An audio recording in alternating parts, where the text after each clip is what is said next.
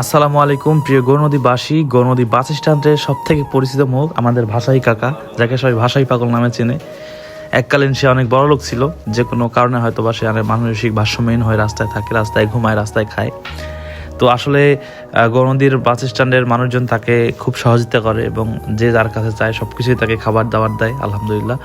এই তার পরনে যে লুঙ্গিটা দেখতে পাচ্ছেন, এই লুঙ্গিটা হচ্ছে এর আগের বার আমরা যখন গোসল করিয়ে দিয়েছিলাম ওই সময় আমরা কিনে দিয়েছিলাম। তো তারপরে আর কি গোসল করায় না, আবার চুল বড় হয়ে গেছে, দাড়ি অনেক বড় হয়ে গেছে, দেখতে পাচ্ছেন শরীরে অনেক ময়লা একেবারে চট পড়ে গেছে।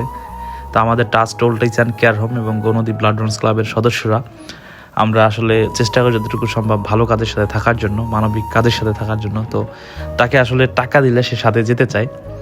তো আসলে আমরা চেষ্টা করি যতটুকু সম্ভব ভালো কাজের সাথে থাকার জন্য। এই যে তাকে গোসল করে দিচ্ছি, দেখেন মাথার চুলের অবস্থা খুবই খারাপ, মানে মেশিন তার মাথায় এত ধরতেছে না, এত পরিমাণে তার মাথা জট পড়ে গেছে টোটালি। হ্যাঁ, দেখেন কি একটা অবস্থা। এবং পিঠে দেখেন ময়লা একেবারে হচ্ছে পুরো হয়ে গেছে। তো যাই হোক, এই অবস্থা থেকে মোটামুটি চুল কাটলাম। চুল কাটার পরে মাথার মধ্যে এরকম ময়লা হচ্ছে মাটি পুরো হয়ে গেছে, কারণ শীতের দিন। দাড়িটা আমরা পরে সেটিং করে দিলাম যতটুকু সম্ভব পারি আর কি। দাড়িটা সেটিং করে দিলাম, দাড়ি সেটিং করে দিলাম। আসলে প্রথমে সে বসতে চায় নাই, পরে যখন বুঝছে না তাকে পরিষ্কার করে দিচ্ছি তখন সে চুপ করে বসেছিল।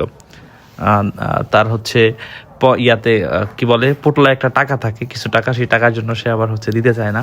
তো যাই হোক, আমরা অবশেষে তাকে দাড়িটাড়ি শার্ট টাট করে দিলাম এবং পরবর্তীতে আমরা গোসলের জন্য তাকে হচ্ছে রেডি করলাম, কারণ তার শরীরে যেহেতু অনেক ময়লা। পরে দেখা যায়, দেখতে পাচ্ছেন পুরা একদম পরিষ্কার, ওই যে হাতের মুঠে তার টাকা।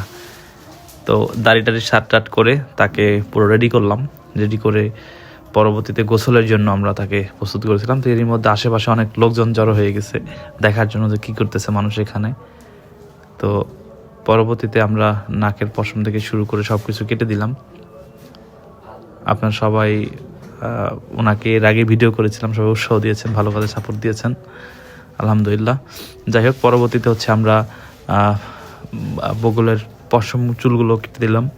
কেটে দিয়ে তাকে হচ্ছে গোসলের জন্য রেডি করলাম। সে এখন চলে যেতে চাইছিল, ভাবছিল তাকে ছেড়ে দিব, কিন্তু না, পরে আবার হচ্ছে সুন্দরভাবে আমরা গোসল করে দিলাম গোলাপের পানি দিয়ে। হ্যাঁ, সুন্দরভাবে একদম ডোলে ডোলে আমরা তাকে গোসল করে দিলাম।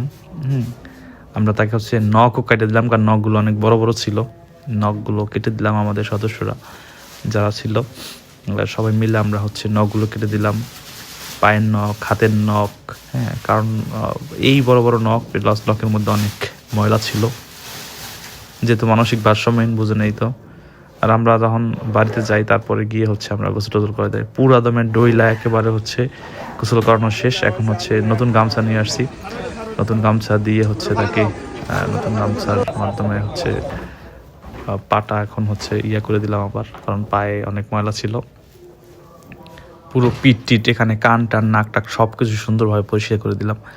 পরিষ্কার করে আবার হচ্ছে গামছা পরাই, আবার হচ্ছে মাথায় পানি টাইন দিয়ে এই যে নতুন লুঙ্গি নিয়ে আসছি, লুঙ্গি পরাই দিলাম।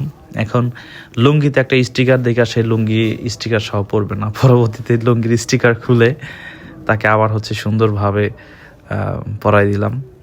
পরাই দিয়া হচ্ছে নতুন একটা হচ্ছে গেঞ্জি পরাই দিলাম, কারণ সে গায়ে গেঞ্জি আসলে রাখে না, শীতের পোশাক রাখে না। আর অনেকে বলেন যে ভাই আপনাদের আশ্রমে কেন নেন না, আসলে আশ্রমে উনি থাকার মতো না, আশ্রমে উনি উনি থাকবে না, ঠিক আছে। কারণ উনি বিড়ি খায়, তো প্রচুর পরিমাণে বিড়ি খায়, আর হচ্ছে ভারসাম্যহীন, যার কারণে হচ্ছে উনি আশ্রমে গিয়ে থাকবে না। তো এই জন্য আমরা আসলে আশ্রমে ওনাকে এনেই নাই। তো এখন শেষ, এখন টাকা, হ্যাঁ ওই যে টাকা দিয়ে দিছি বলে নতুন, দেখতে পাচ্ছেন আগের লুক আর এখনের লুক আলহামদুলিল্লাহ পরিবর্তন। যাই হোক, কাজ শেষ, পরে হচ্ছে তাকে আমরা ছেড়ে দিলাম, সে পুনরায় আবার হচ্ছে চলে গেল। যাই হোক, সবাইকে ধন্যবাদ যারা ভালো কাজে সাপোর্ট দিয়েছেন, উৎসাহ দিয়েছেন। আসসালামু আলাইকুম।